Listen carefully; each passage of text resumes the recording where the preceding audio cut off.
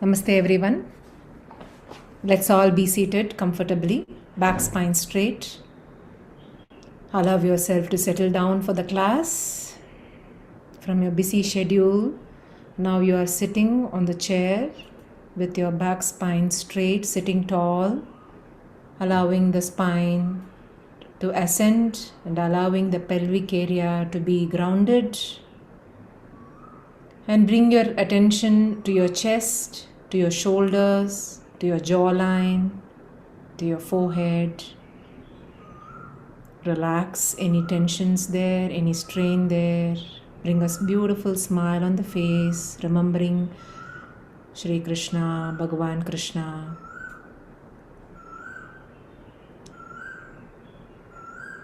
Bring your attention to your nostrils. Feel the breath in and out.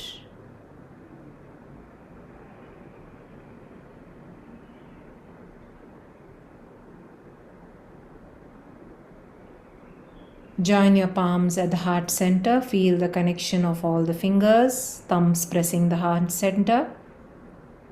3 rounds of Om. Inhale.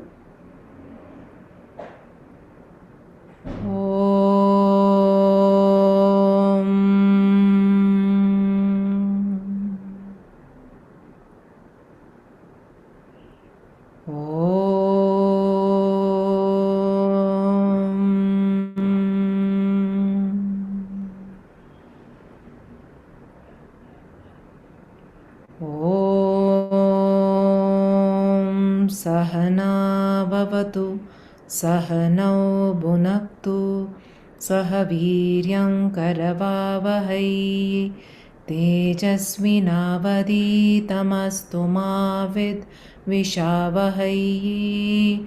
Om Shanti Shanti Shanti.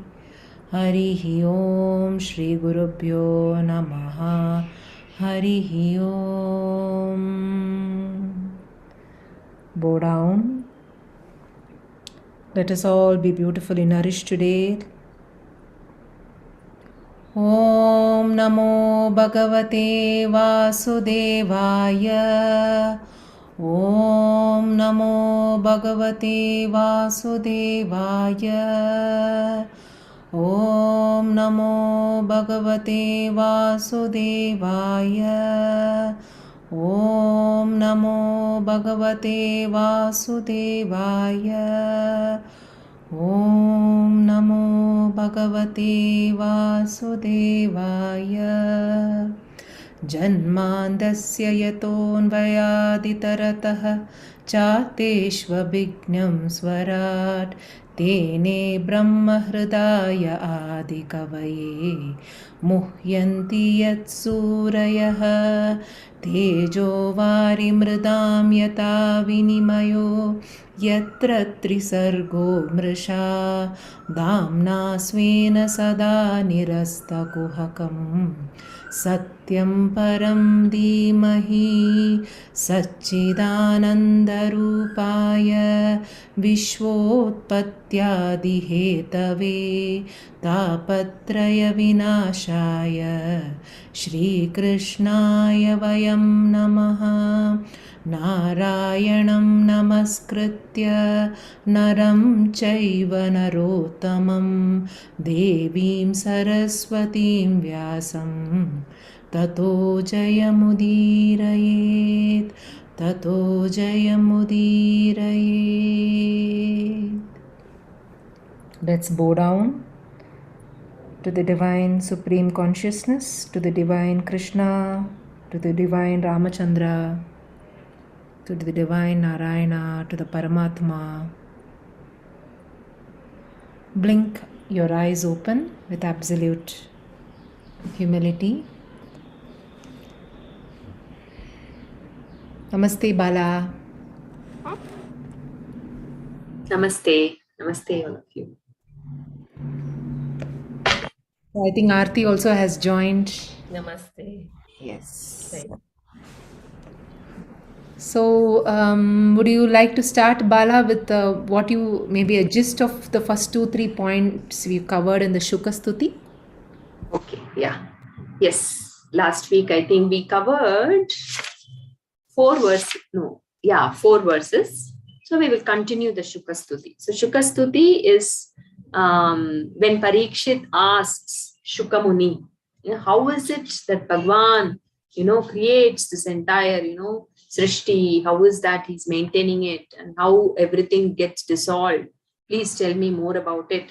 So that is when Shukamuni starts, first invocation. We all do that, right? So he actually brings, that Bhagwan. Shukamuni was that only. It is for us actually. So for those who are reading Bhagavatam. So before he starts, he invokes Bhagwan by glorifying him. So that is Shukastuti.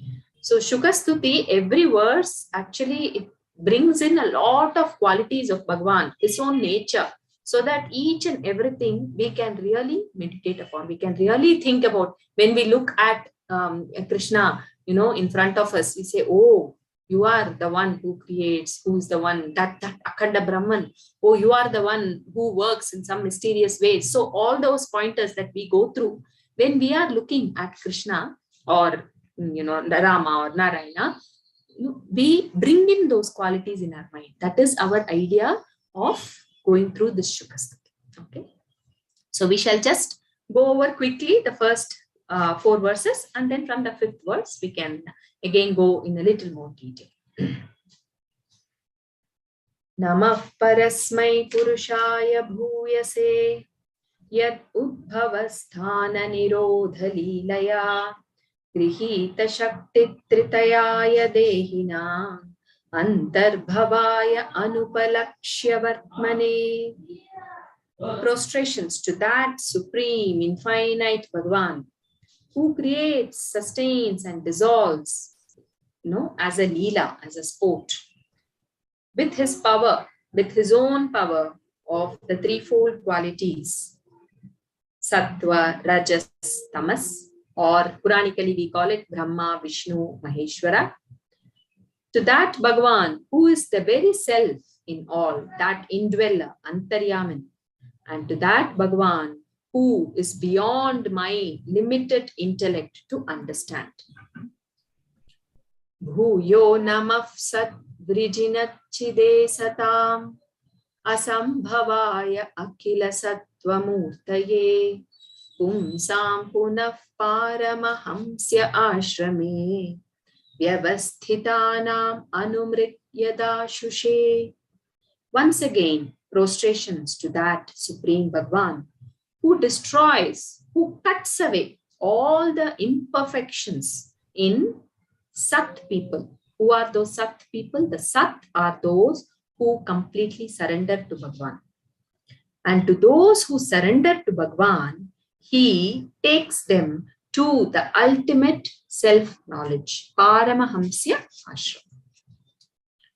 Namo namastute vrishabhaya sattvatam vidurakashthaya muhukuyoginam nirasta samyati shayena sadhasa swadhamini brahmani ramsyate namaha.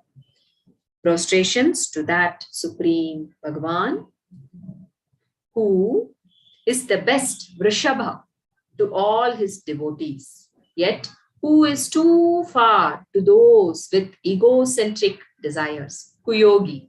We saw this in detail last week. And in spite of all this, he is the one that Nirguna, Nirakara, who is beyond all his leelas. Prostrations to that Supreme who just revels in his own, infinite blissful nature. Yat kirtanam, yat smaranam, yadikshanam, yad vandanam, yat shravanam, yadarpanam, lokasya sadhyo vidhunoti kalmasham, tasmai subhadra shravase namo namaha. Prostrations to, he is using the beautiful word called Subhadra Shravas, the one who is most auspicious.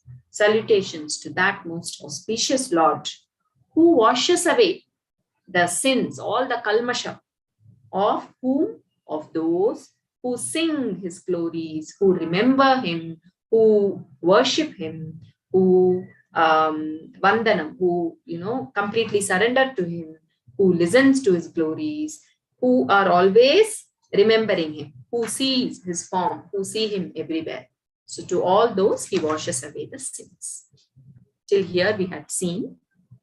The next one, Vichakshanaya charane pasadanat sangam yudusyo bhayatontara manaha vindanti brahmagatim gataklamaha tasmai subhadrashravase namo namaha.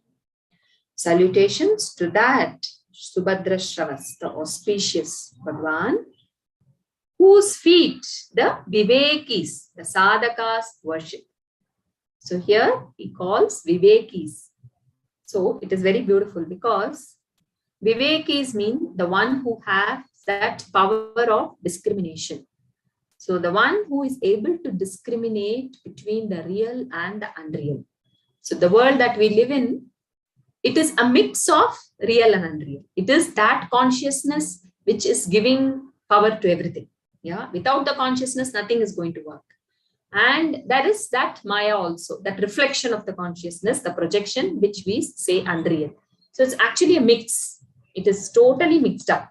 Viveki is the one who is able to nicely, separate this and focus on the consciousness. So that to that Viveki, what does again Bhagavan do? He destroys all the egoistic attachments, all the worldly attachments effortlessly. So that is very beautiful. When our attention is completely in Bhagavan, then the rest drops off. So a beautiful example that Swamiji gives is, it is like a magnet. Okay, I think Aarti has brought that example beautifully many times.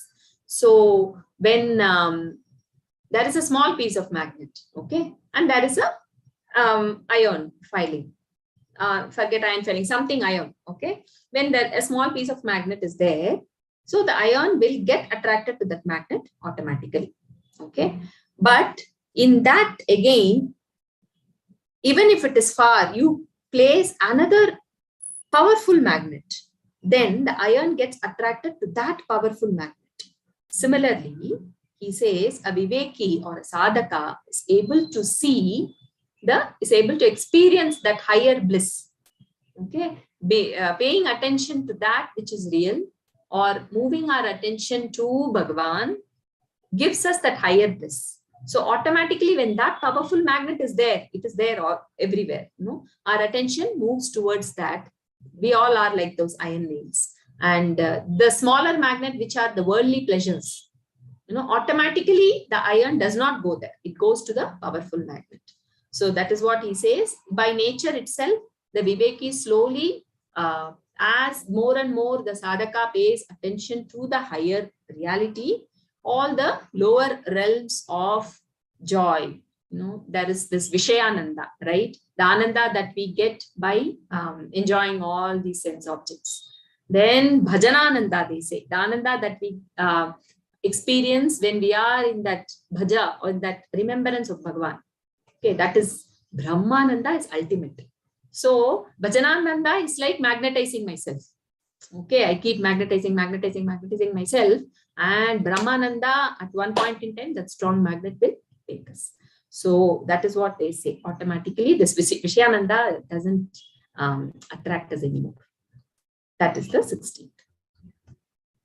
Okay. Here, the worldly attachment, I just came across one incident of Ramana Maharshi. It seems this was narrated by another Swamiji, Shantananda Puri, I think. Yes. It seems he was in the Ramana Maharshi's ashram. He was in the one of the huts in the ashram. Okay, and Ramana Maharshi always, they call him Bhagavan Ramana Maharshi always, it's right, okay. And whenever he used to come, he used to only stand, it seems. Okay, he used to only stand, and the other Swamiji used to sit. And one day, the Swamiji was used to be so engrossed in the conversations.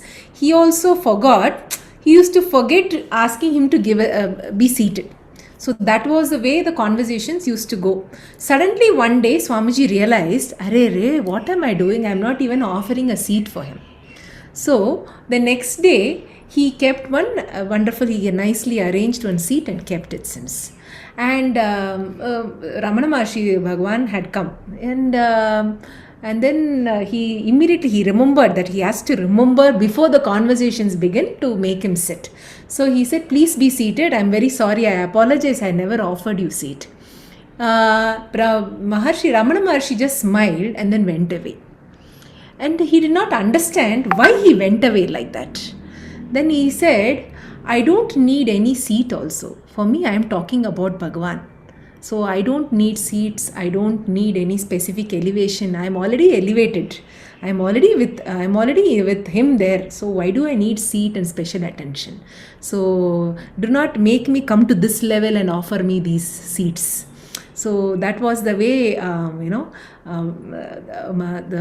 the Shantananda ji was saying. And he also said one more incident about, there is one more Swamiji, it seems. I forgot that name of the Swamiji, but he was from a mutt actually. So he had gone to another ashramam and he was offered food. And it seems the food was some spinach curry, palak curry. And the Swamiji ate, there was some 2 tablespoons was put, it seems. He ate very well. He just immediately finished it off. So the server thought, "Oh, okay," and then immediately put one more.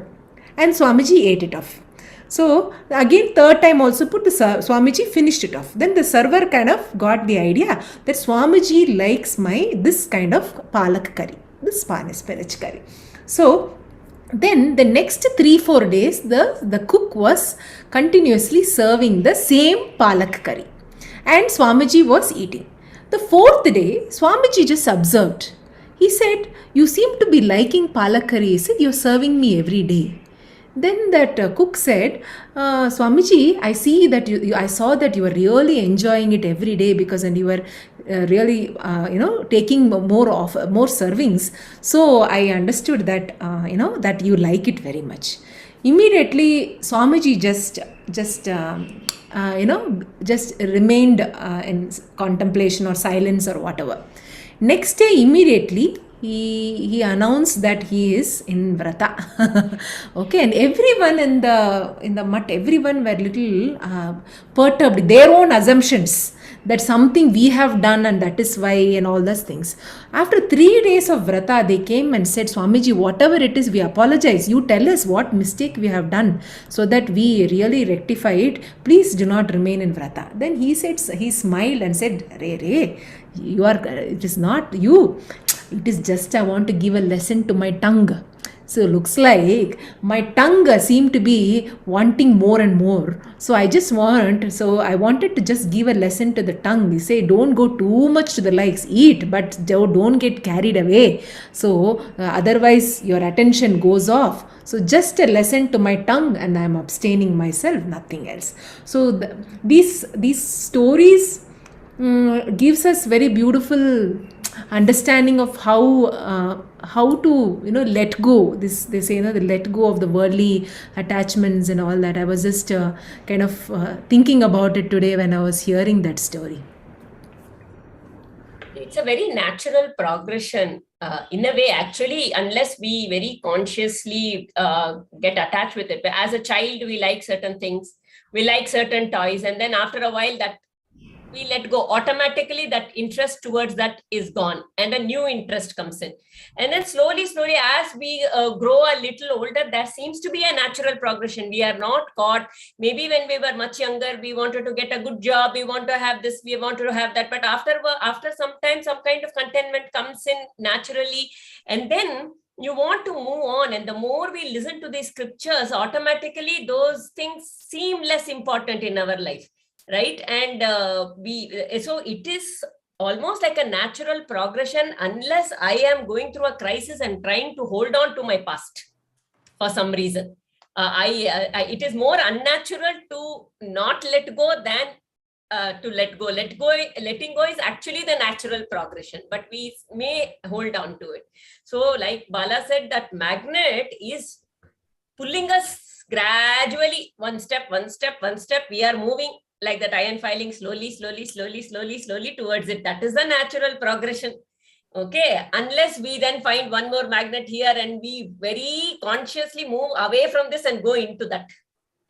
Otherwise, this just, if we look at that magnet, then there is a problem. If we look at it, turn back again, then we just go to this big magnet, and it's a natural progression. Just something. Yeah. Wow. And just remembering Thakur, he tells a beautiful story on this, where a beautiful analogy for the same thing, where effortlessly we live is child, a child is playing, for example, okay? Say in the living room, the child is playing with a lot of toys, okay? And one toy it plays, after some time it gets bored and then it makes a sound. Okay, the mother comes and gives the child another toy. Now with that toy, the child is playing for some time. Now after that, the child again gets bored and again it calls. It makes a little louder sound. Then the mother comes and gives one more. So this keeps happening.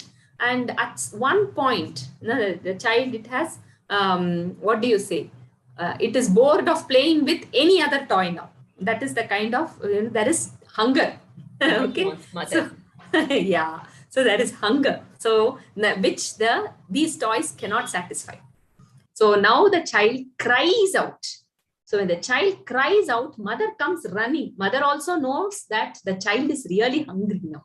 Okay, the toys are not going to satisfy the child. So that is a beautiful relationship between the child and the mother also. And the mother comes even faster so that the child stops crying, and immediately the mother takes the child. The moment the mother takes the child is happy. So it's the same thing with all of us. We are being given whatever materially we want. Bhagavan keeps giving. We saw that, no, artha bhakta, artha arthi, everything, artha. So he keeps giving, he keeps giving. But at some point, when all the rasas of all these things are done, then, like Gurudev says, someone asks, at very young age, you were a journalist, Gurudev Swami Chinmayananda. He says, someone asks him, you were a journalist and you were so successful, such a, he was a master's in literature or something like that. His articles used to be so good. He was offered such a great, well-paid job, everything. So someone thinks, at a young age, how could you leave all that and get into sannyas? Then that man, whoever asked, he had a chewing gum in his mouth. Okay. And before coming to Gurudev, he had spat it out. So Gurudev asks, what did you spit out right now? He said, chewing gum I had, Gurudev, so I just spat it out. Why did you spit it out? The essence was done. Same thing, the essence in the worldly attachments was over for me. I spat it out. So the spat came good. So that is what it is. The moment there is that huge cry in us, oh, I want only Bhagavan, he comes running to us. Yes, Shobhaji has unmuted. I think we just have to mute her. It's an accident. 17th Aarti. Okay. Yeah. Or unless anyone else. Just hold on. Let me share the screen as somebody was asking. Just 1 second.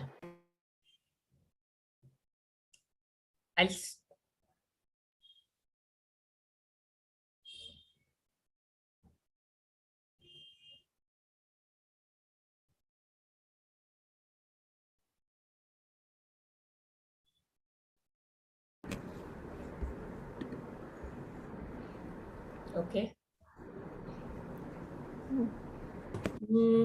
Tapasvino danapara yashasvino manasvino mantravidha sumangalaha kshemam na vindanti vinaya darpanam tasmai subhadra shravase namo namaha. So here, what Shukhamuni is saying is, ascetics and those devoted to charity, men of high repute, and those who have controlled their mind and senses, the knowers of the mantras and men of righteous conduct, never attain blessedness without dedicating themselves to his feet. to that Lord of most blessed renown, we make obeisance again and again. So, see, we may be into charity. You can be anybody. You can do the highest level of charity. You can be the most highest reputed scholar who is giving the highest of jnana to everybody, with a great control over the senses and the mind also. There can be, that Shama and Dhamma, the one who has controlled their minds and senses, who has strong Shama and Dhamma, everything. He's a knower of the mantras, everything he can be. But if that humility or that Sharanagati to bow down and bow down to the feet of the Lord and offer everything he is giving to the feet of the Lord, and as an offering of the Lord himself and not of himself, when that happens, when he is thinking, I am the doer. Here it is all about the doership and the non-doership. If whatever you could do the highest level of charity, but if you do it without surrendering and knowing that it is he who is giving it through you, and what you are giving is also him, it is unless you do it as, and the one you are giving to is also Bhagavan himself. The giver is Bhagavan, what you are giving is Bhagavan, and the receiver is also Bhagavan. Unless that complete surrender and that complete non-doership is there, then they cannot attain, they can never attain blessedness. To tell this, to drive this point, there is this beautiful story in the Bhagavatam itself. At a later point it will come, but I feel it's very relevant here about the non-doership, where it's the story of Daksha Prajapati. Now, Daksha Prajapati, we may all know how he was the father of Sati. He marries Sati to Lord Shiva, and then Shiva Daksha Prajapati conducts this yagna, and he is conducting this yagna for Loka Kalyana.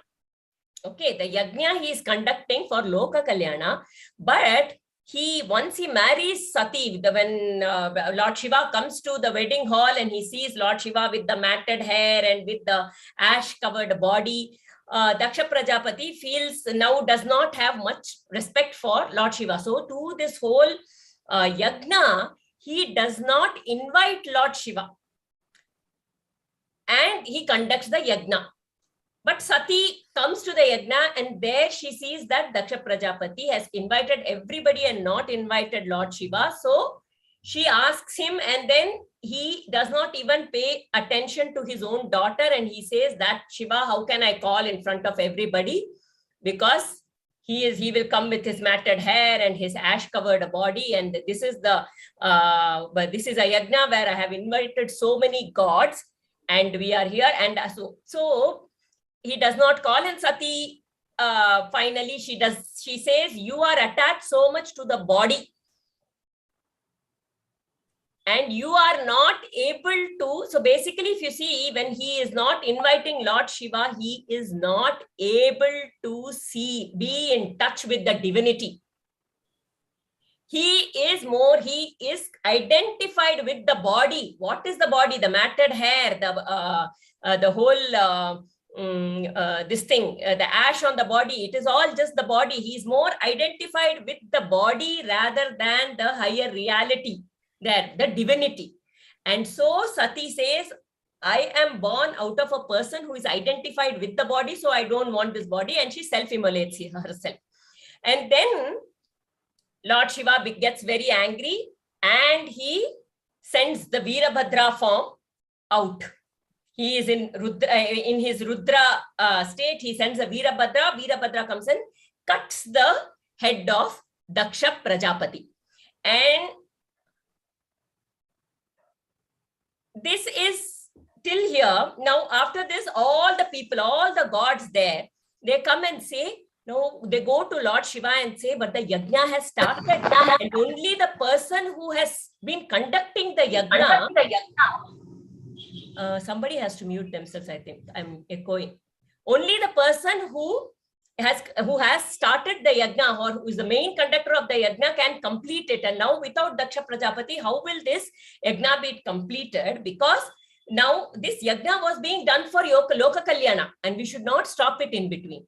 Then Lord Shiva comes and he gives Daksha Prajapati the head of a goat.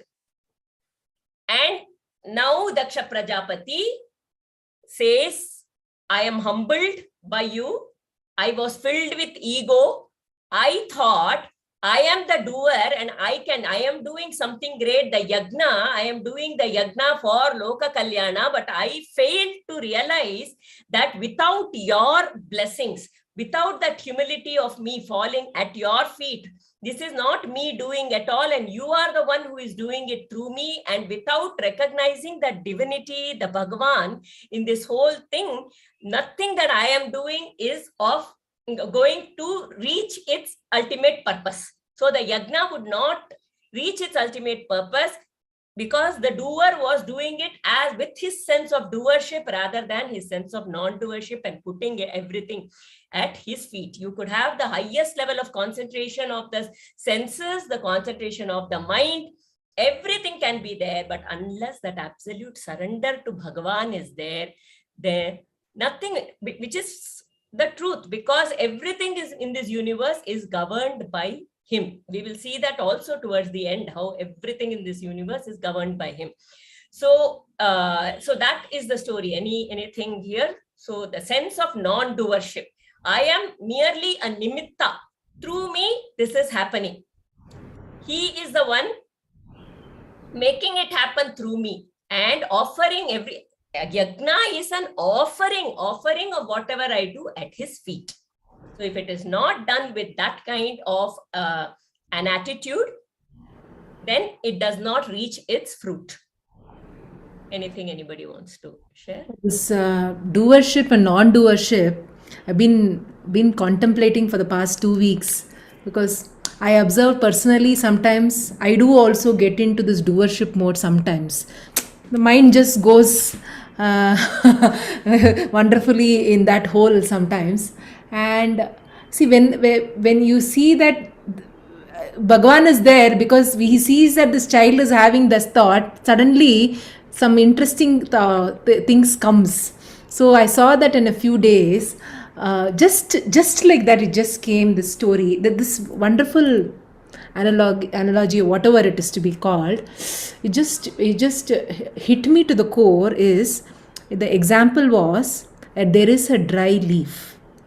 So there is a dry leaf lying down. This dry leaf is dry. So you should remember this: dry, shrunken, lifeless almost, is just lying there. Okay.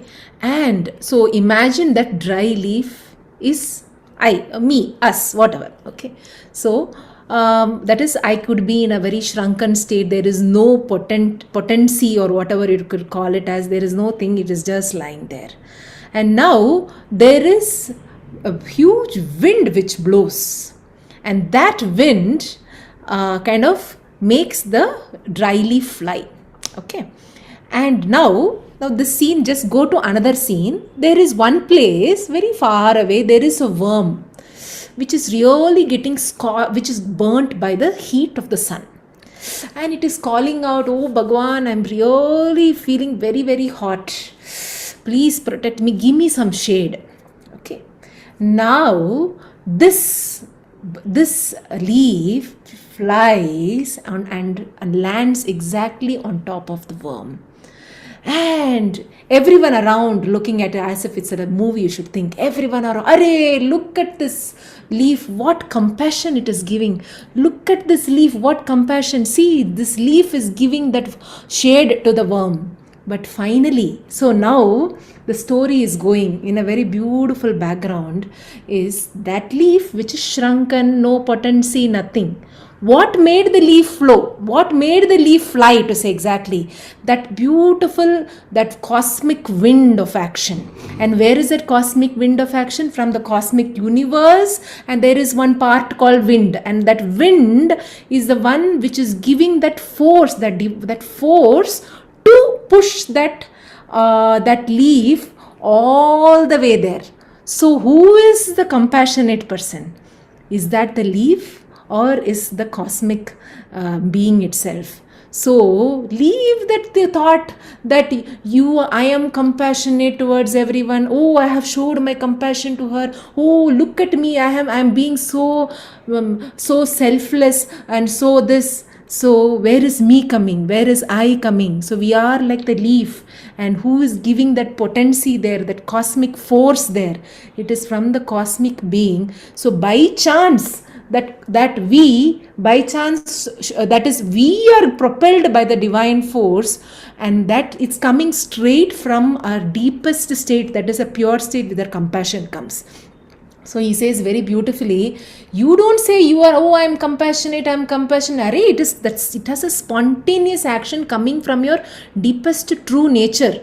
So it is from outside, lot of layers are there. Deepest, it is a spontaneous way. Other things are all not spontaneous. Everything is reactions.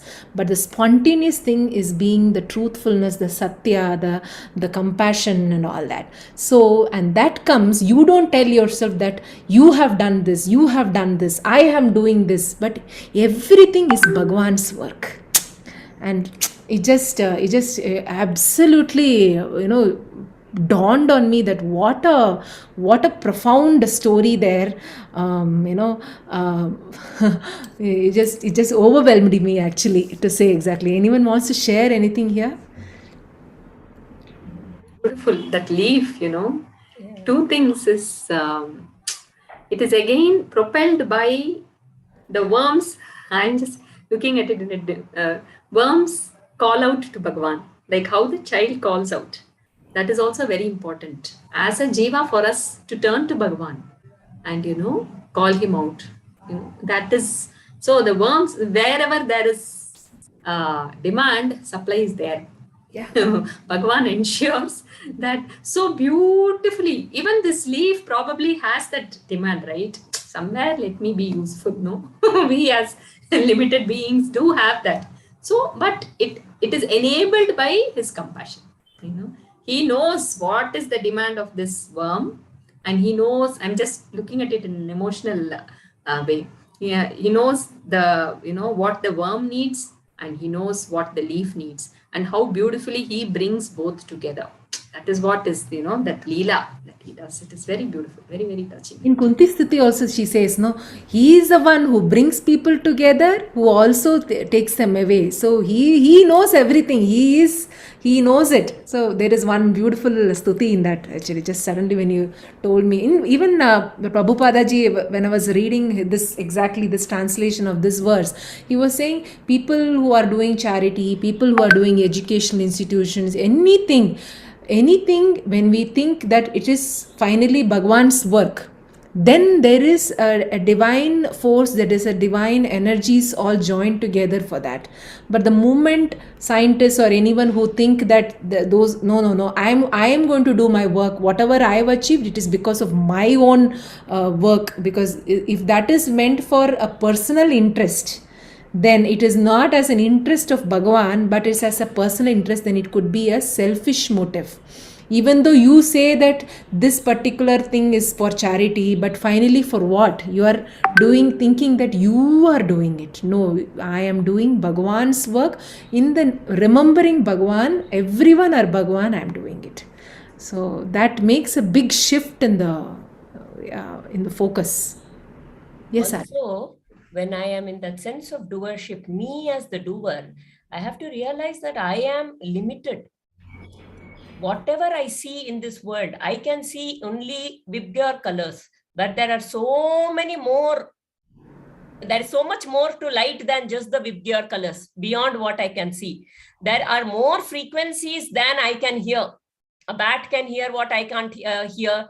There is so much. Similarly, the mind can only perceive so much, and there is more in the world that we can perceive. So when I put my sense of doership and I do something, that outcome can also be very limited. Whereas because my mind is limited and I am making myself the doer and I am operating from that mind, then that can also be very limited. So when I offer it at the feet of the Lord, and the cosmic possibilities are infinite. The moment I offer it, I cannot even think of how it can happen. And in many ways, it can happen. Like Look at a butterfly. Okay, a butterfly is just flitting from one flower to another. Now imagine this flutter, this is just doing the work of the cosmic forces, the Lord. Okay, it is just going around drinking its nectar from here and there, and then probably reproducing, doing. But in that process, what is it doing? It is carrying pollens in its legs from one flower to another, and it is helping with the pollination. It is helping with creation. It is, in fact, which it may not even be aware of. It is the butterfly saying, I am the doer. Is the butterfly feeling proud that I am carrying the pollen? It doesn't even know. It's not even aware of what it might be doing. Because similarly, I keep doing what I feel around what is right. Okay. But what is the result also? Only he will know. What is the good result also? Only he will know. What I think as a good result is also a very limited result in my mind. Only when I offer to him can it take its infinite form, and the result can really reach this universe in its true manner as it is meant to be.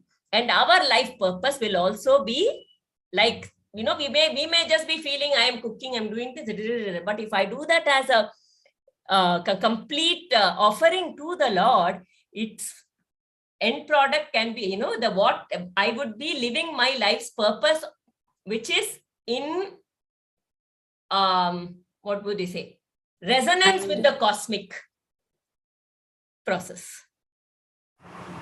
Very true, very true.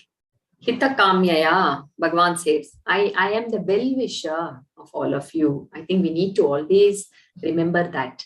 When Aarti was talking about that limitedness, and when we do it as a surrender of Bhagavan's work, how all these missions, imagine the Chimya mission, how it grew. And recently, our experience, I remember the Sadhguru, earlier he did that rally for rivers, right? So he was actually traveling different places. So when he had come to Bangalore, yes, Brahmarpanam, Brahmavihi, right? So when he was traveling to Bangalore, that's when we saw that when it is done as Bhagavan work, okay, how it is. He had come to palace grounds. There were so many colleges. You were also there, no, Aarti? Colleges and schools, every volunteer, I would tell, was just doing it as Bhagavan's work. Okay. So there was no doership. And the way that entire event was organized, okay, it was meticulously, each one was so dedicated to whatever little work they were doing. Okay, that kind of dedication. And I think there were thousands of people that day. Okay, and it was seamless. So even the CM, I don't remember who was the CM. He had come. Okay, so Yadiyurappa, I don't know. So at that time, he was astounded by the way everything. So he had asked Sadhguru. So when Sadhguru was talking, he said, so many politicians ask me, are these event organizers professionals? I say they all are amateurs. They might not even have done an event organizing before. Okay, so it does not matter. The calls that we used to have before the event, there was no personal talk at all. The personal meaning nothing you did, no, everything was centered towards that event. So it is very beautiful actually when we start volunteering and when we work for that higher cause, we see that absolute no doership at all is there. And when there is a surrender, the results that we see is actually astounding. It is enormous. And it was like a rhythm that day. Nobody was fighting for any queue, nothing. It was crowded in spite of it. You do this, you that, nothing. It's just happening. It's just like one, it's just happening. Very natural. Amazing to see, that huge crowd, but no shouting, nothing. It was a beautiful experience. Okay. Anything else to share? Otherwise, I'll continue. So in this stance, he says you could have the highest.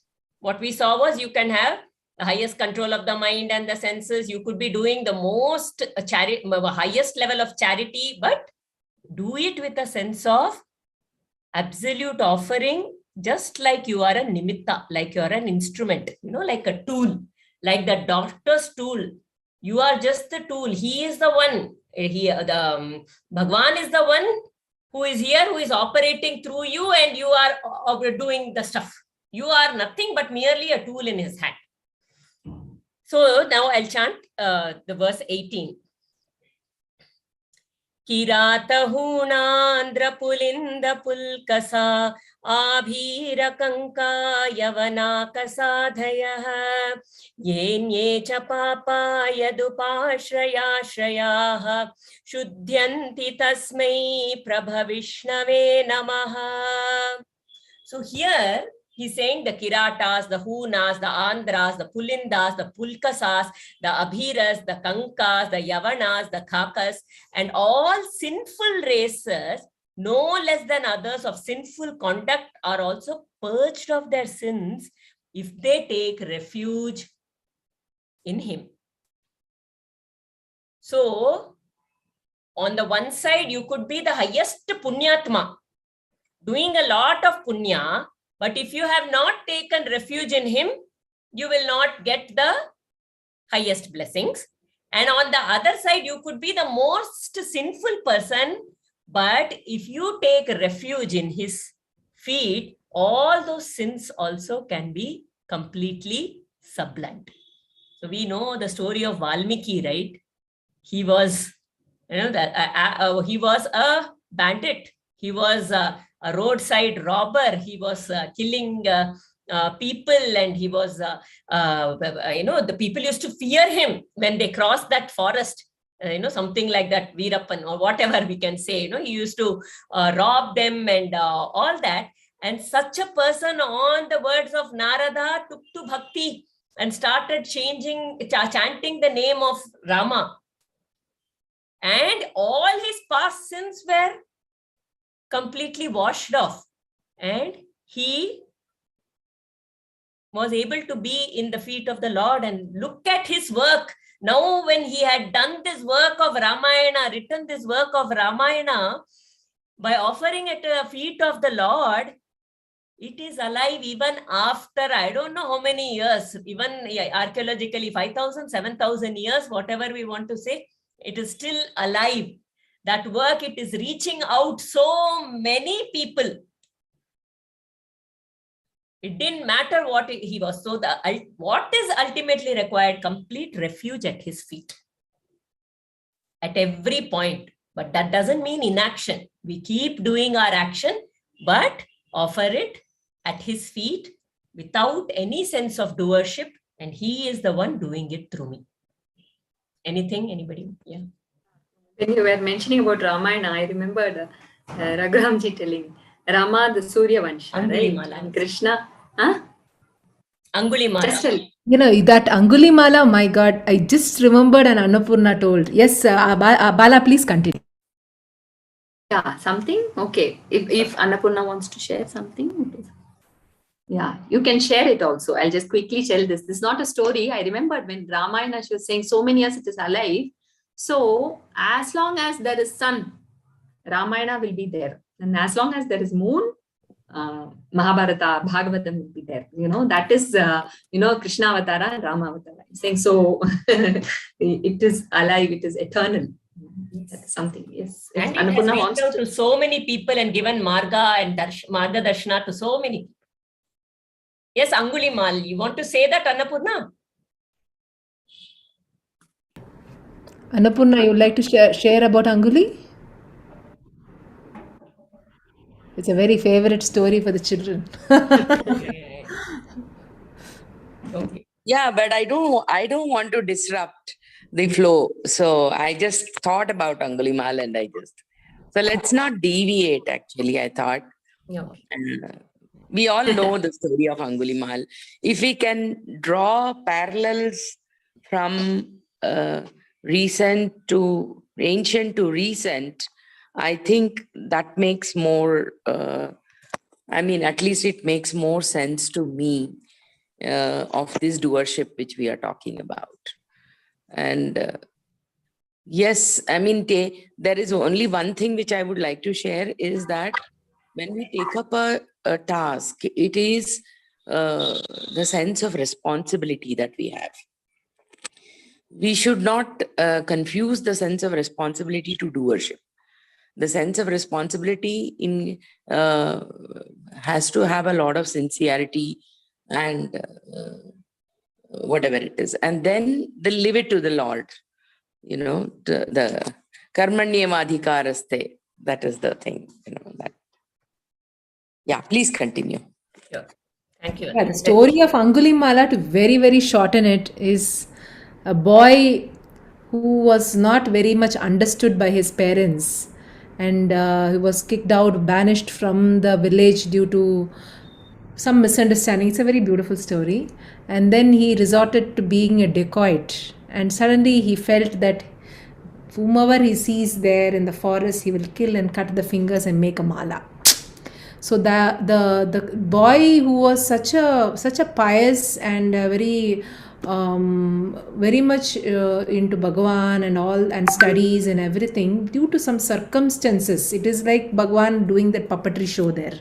So, and then he became into a man who was so filled with hatred towards everyone. That hatred made him kill everyone. And then finally what? Again, that is also a flow, and the flow of Bhagavan, right? He makes people join, he makes people separate, he makes people think this way, he makes people think the other way. He meets Buddha there, and suddenly he goes to rush out to kill him, and then he's just in awe of the shantam, that calmness of Buddha. And suddenly he just, that they say, when you are in presence of holy people, their vibration itself suddenly makes you feel that calmness. And that is what Angulimala suddenly just felt. And that no more there was hatred for him. Everything had just dissolved. So beautifully that scene comes where he just leaves that knife away and leaves that garland which he was so attached, because he wanted to make as big Angulimala as possible. That was the attachment he had. He had dehumanized everyone. For him, the mala was important. And then made her into be a very calm person, absolutely devoted to Bhagavan. And then he never thought, because he had changed, but others are looking him at the same way. So that was the difference in that story there, which is so beautifully coming out in this relation here, is everyone else still saw him as Angulimala and everyone else still accused him, but he was not perturbed. He felt, yes, I have done all these things. So yes, they are doing it. Now I will be at peace. So people throw stones at him and everything, and Buddha came and said, are you hurt? He said, no, I'm not hurt. They are only hitting my body here, but deep inside I'm already with Bhagavan. So, and that is how he leaves his mortal body. So, and Bhagavan actually, like here, right, such a man who had gone into that hatred and killed hundreds and hundreds of people, but he realized again the beautiful the cosmic Bhagavan there, the puppetry show of the Bhagavan, and he fell at the feet of Bhagavan, and that's it. So this is what it's telling in this verse itself. It could be a Kirata, it could be anyone from Afghanistan, anyone. It's so Prabhupada ji has written which area they are all from, but we don't want to talk all those things here. It is that people who are kuyogis, to say exactly. Yeah. Even ISKCON, right? So he went there, he wanted to spread the message Prabhupada, and he tried so hard, and finally it was the lost gypsies, the hippies, who came into his fold, because somewhere they were lost, they didn't know which way to go. It was more like they knew that they didn't want, but they didn't know where to go, and hence he called them into, they were drug addicts, they were everything. So in a way, if you look at it, with whatever Angulimala story, there's no point repenting or feeling guilty. Whatever I had lived also, I was probably living my karma in some way. And now when I am at the refuge of the Lord, I don't look back. Whatever the consequences of that, we will face that, but be at the feet of the Lord. That also happened for a reason. So often we can get into, but I have done this wrong. Maybe I should, we get into this guilt. But the moment we surrender and fall at his feet, instead of going into a guilt trip, instead of going into a regret trip, if we can just surrender to his feet, practically for us to apply. We are there, our vasanas are playing through us, our karmas are playing through us. So, but if we can just, the moment I realize that maybe I am doing what I'm doing is not right, then I can just fall at his feet. And that moment I don't look back. Now I can look forward and, be at his feet and remember to hold his feet at all point in time, as much as possible. I mean, one thing is guilt trip. Again, when we say regret trip, that is also an ego trip. It's an ego trip. That we need to remember. So again, I am the doer is strongly there. That is why I'm feeling guilty. I did it. Okay. So the moment I is gone and Bhagavan, so in fact, Rama says to Vibhishana also says, I am born in an Asura Kula. Okay. I have born in that Nicha Jati. Okay. The eating Manushas and, doing wrong is the nature of an Asura. Okay. An Asura cannot think what is righteous. In that nature, I am born. So, in spite of all these things, you've been so compassionate and you are accepting me. Then Rama, that's when he says, right, whoever comes, falls at my feet, that's my woe. And he also says, the next shloka, he says, but Vibhishana, know that there are very few who will come like this. Not everybody. So people say, no, I can do all sins. And does that mean, they will, all those who are sinful will get redeemed? No, not many. How easy it is for us to surrender to Bhagavan. How easy it is for us. We will have even small little, that could always we talk, right? Ego, that means we are not surrendering completely. So even without us knowing, it is that ego trip happens. So that only when that complete surrender is there, he redeems or he takes away all that. Until that time, we have to face the consequence of our actions. We are still in this. This guilt trip is very interesting because there's a story that somebody just what do you say was full top right. They were accusing. He came and scolded Buddha. It seems full, and Buddha just remained quiet. And full evening, he just came and told whatever it came from his mouth. And Buddha the next day, that person realized, I shouldn't have done all these things. What all I have told to this holy saint. He went and then apologized. So Buddha said, see, you have spoken. See, one thing is, who I was yesterday is not me now, because Bhagavan is beautifully flowing through me. So just I realized that.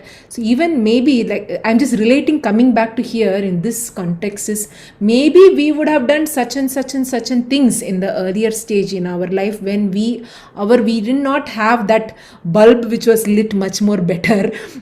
So we have done something, but thinking about that black spot itself would make us forget that the Bhagavan is showing some other path there, some other people are coming there, so we are still in the spot. I should have done this. Why did I do like that? Why was I so bad? Why like this I did? So we are still there, still thinking about that mala there, that dirt there. But the river is flowing. Just the Bhagavan, that flow, the grace is flowing. So go along with the flow. Don't resist the flow, thinking about the past. Go along with the flow. Then we will be able to feel the flow, feel the grace. So most of the time we don't feel it. That's the thing. You'd like to move on to the next one? One second. I think we'll do. 1 second. So now I'll go to the 23rd. 23rd. Yes. भूतैर्महद्भिर्य इमा पुरो विभूर् निर्मायशेते यदमुषु पुरुषः भुक्ते भुङ्क्ते गुणान् षोडशात्मकः सोऽलङ्कृशिष्ट भगवान् वचांसि मे. So this says, having created these bodies, the bhuta, out of the 5 gross elements, namely Akash, Vayu, Agni, Jal, Prithvi, earth, water, fire, air, and ether. that all-pervading Lord indwells them as the Purusha, the individual soul, and endowed with 16 instruments, the 5 senses of perception, the 5 organs of action, the 5 vital airs, and the mind, enjoys their 16 objects. May that Lord lend charm to my expression. This is an extremely beautiful shloka, will put so many things in perspective for us.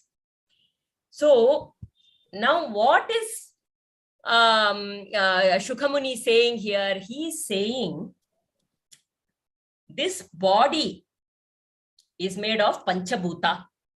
Okay, he's calling this body as a city, Puri, Jagannatha Puri. Puri means city.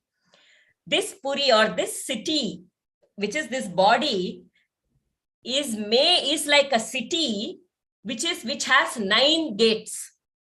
The 9 gates are our 2 eyes, our 2 nostrils, our 2 ears, our mouth, our genitals, and our excretory organ. Okay, so 9 gates. These are the input, output, this thing. So these are the 9 gates for this city. And these, now what is necessary in a city? This Aparajitananda ji says very nicely. What is necessary in a city? In a city, what you need is, okay, you will have a transportation system. Like that, you have a circulatory system. Then you will have a drainage system, which is your excretory system. Then you could have what else? Agricultural, industry. So that will be your digestive system. Like that, you have so many systems here. Am I there? Yes. Okay. So you have all these systems in like that, and these are all governed. Overall, we are told to have 16 instruments.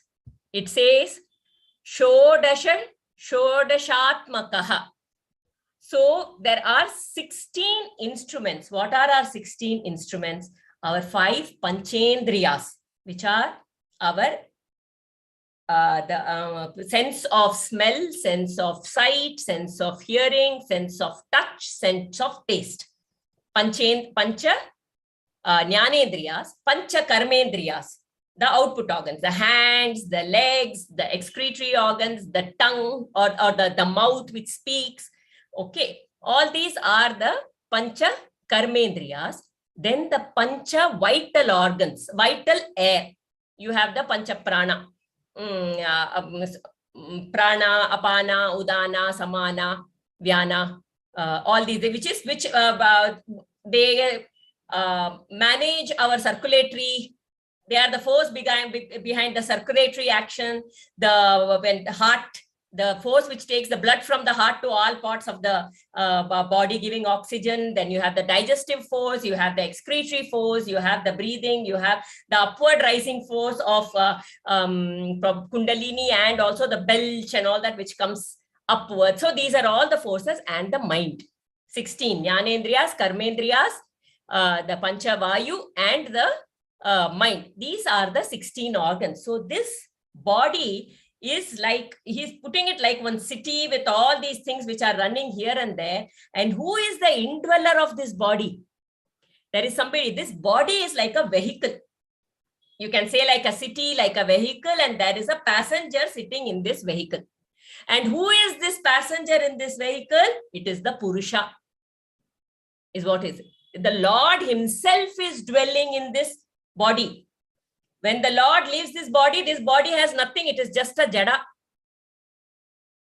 This body is just a jada. It is just a matter.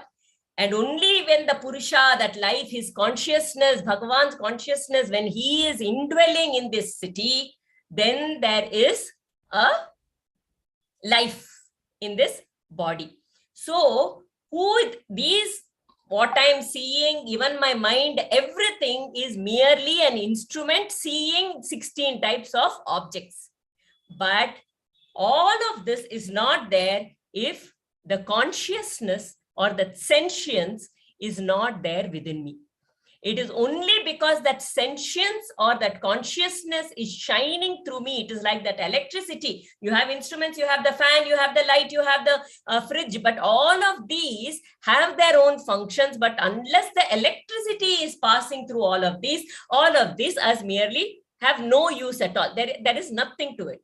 Like this whole body, everything I do, everything I see, everything I hear is all being powered by his consciousness, by Brahman, by Bhagavan himself.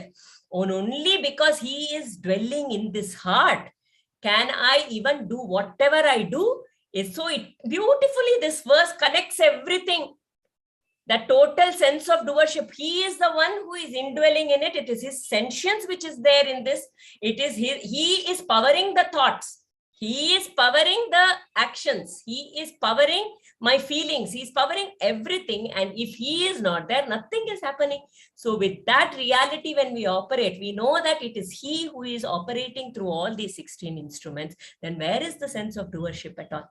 It is him in this body. And if you look at the whole Shukha Stuti, what Shukha is really trying to do.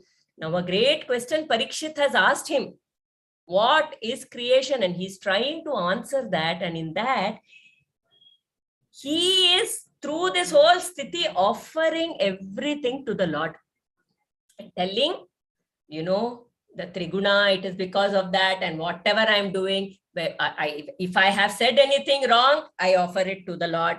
If I have Shama, Dama, and still I don't offer it to the Lord, then none of this, even my answering your question of creation will not really reach its fructification. So in a way, he is telling Parikshit, he is reminding himself about humility, because because this whole body, only he is speaking through me, is like that reminder.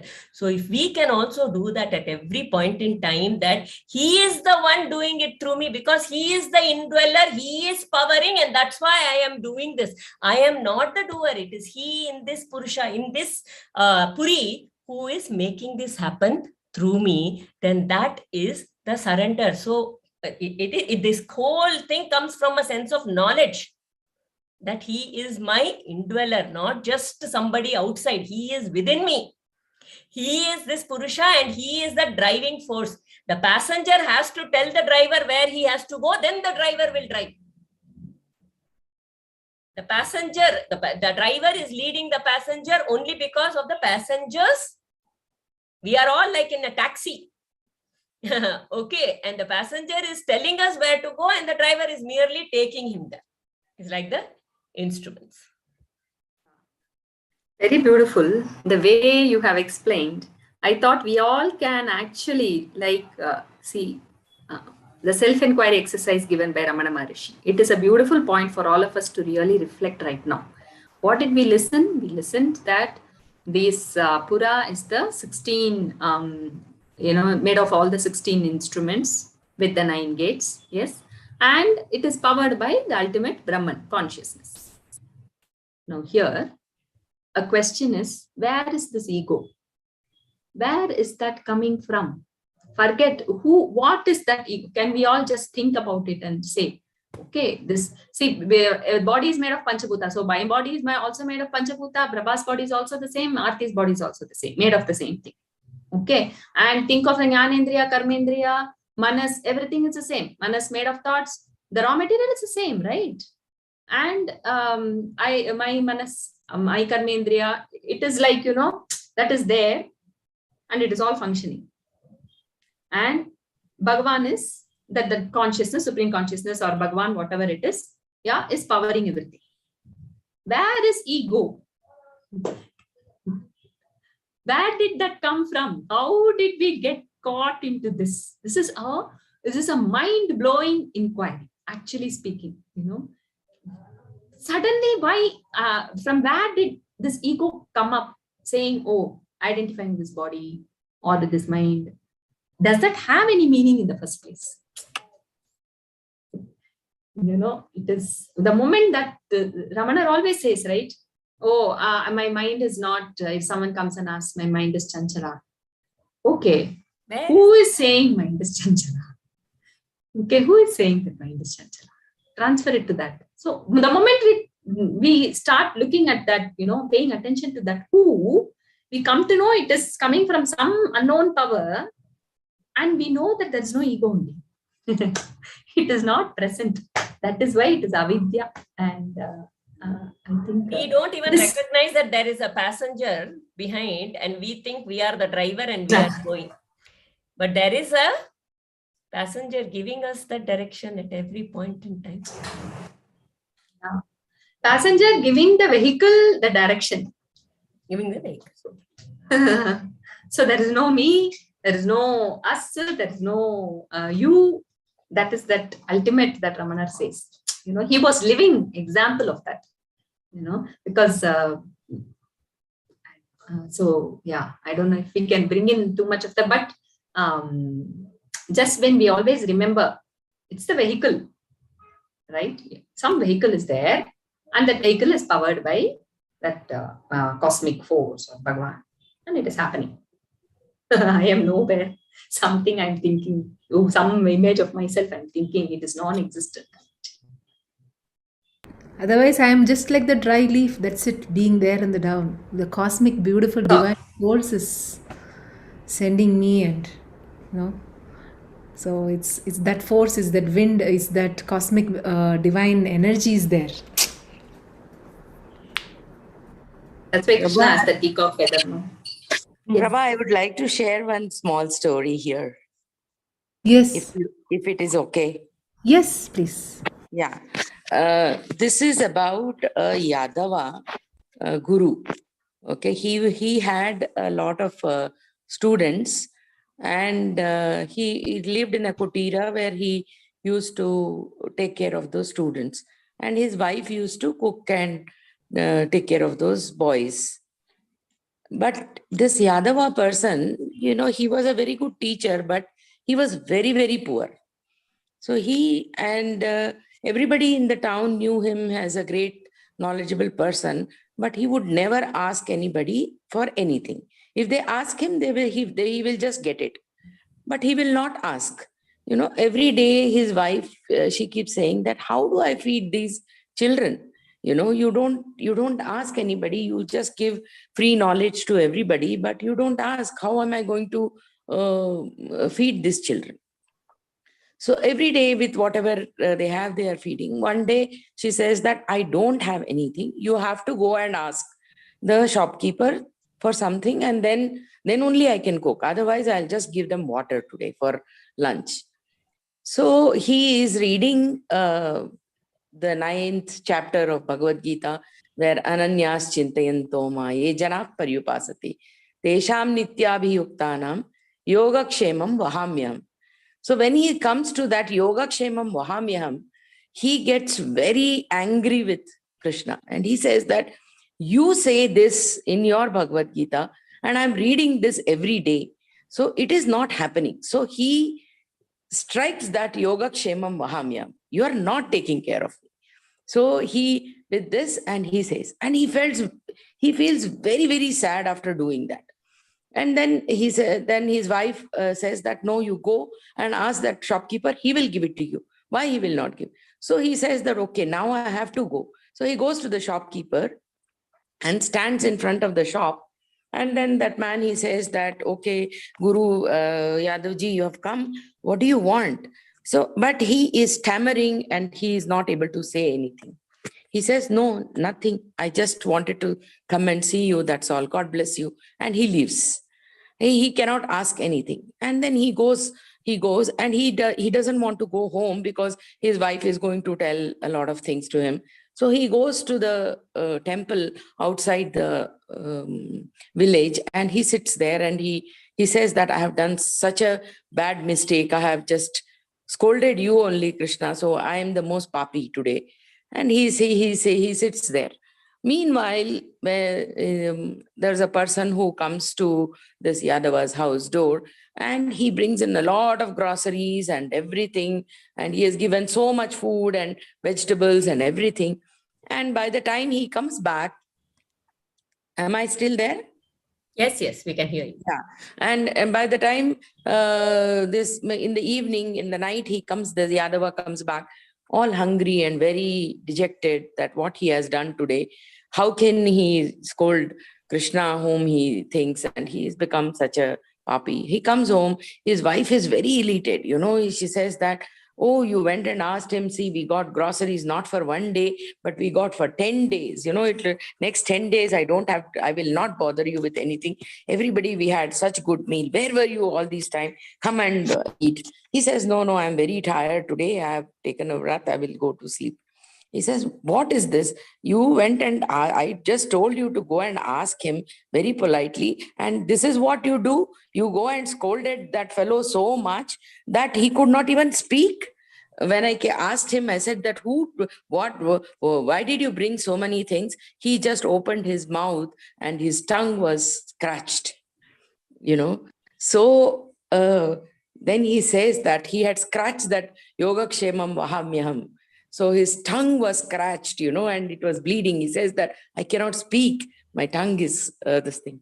So he says that what a thing I have done today. See, he will never fail. That is what is, you should have that kind of a bhakti to him that he will never fail, like whenever I hear this story, like I start crying, this is, I said, you have to remember this story. Thank you. Thank you. Very thanks. This Thank you. prompted this story for me of Purandara Dasa also, right? His student, that he is the indweller in everybody.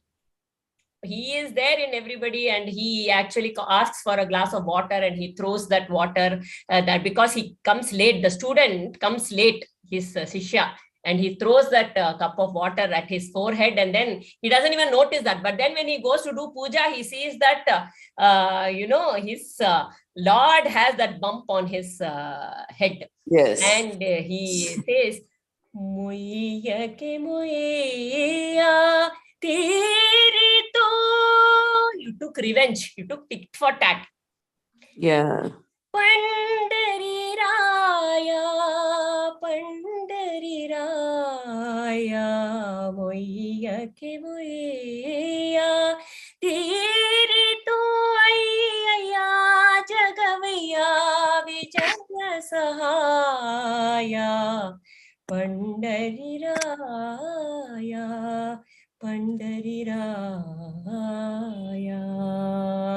He says, you took tit for tat. I can't bear the thought that I have hurt you. And he is the indweller in everyone. We close the session. Yeah.